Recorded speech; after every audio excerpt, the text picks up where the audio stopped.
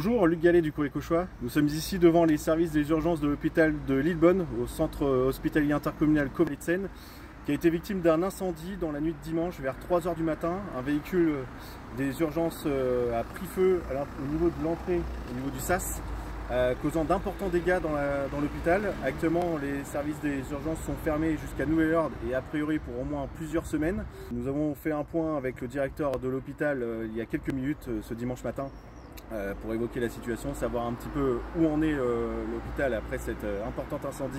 Ce matin, nous constatons effectivement de gros dégâts au niveau de notre service des urgences. Notre service de médecine et la maternité ont été moins touchés. Et donc, les patients, notamment de médecine, du service de médecine, ont pu regagner leur unité d'hospitalisation.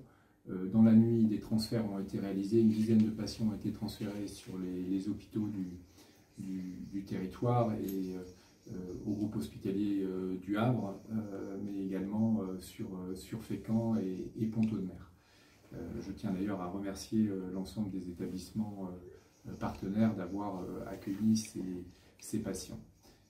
Donc tout est mis en œuvre aujourd'hui pour accompagner les patients, les personnels et faire en sorte qu'on puisse retrouver une situation, un fonctionnement le moins dégradé possible.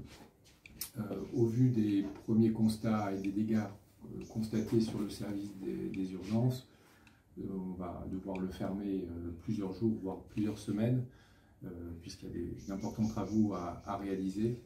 Et donc nous réfléchissons actuellement à la façon de réorienter les patients de la filière des urgences sur les autres services d'urgence du Havre, de Pont-Audemer et de Fécamp. Et la maternité n'est pas encore réouverte puisque nous devons faire des vérifications techniques avant de pouvoir procéder à sa réouverture. Dans les jours qui viennent, nous allons réfléchir avec l'hôpital du Havre à la façon d'organiser la prise en charge des urgences sur le territoire de Lillebonne, en attendant que les travaux puissent être menés pour refaire complètement le service des urgences. Tous les détails seront à retrouver dans notre prochaine édition du Courrier Cauchois de ce vendredi et d'ici là sur notre site internet lecourriercauchois.fr.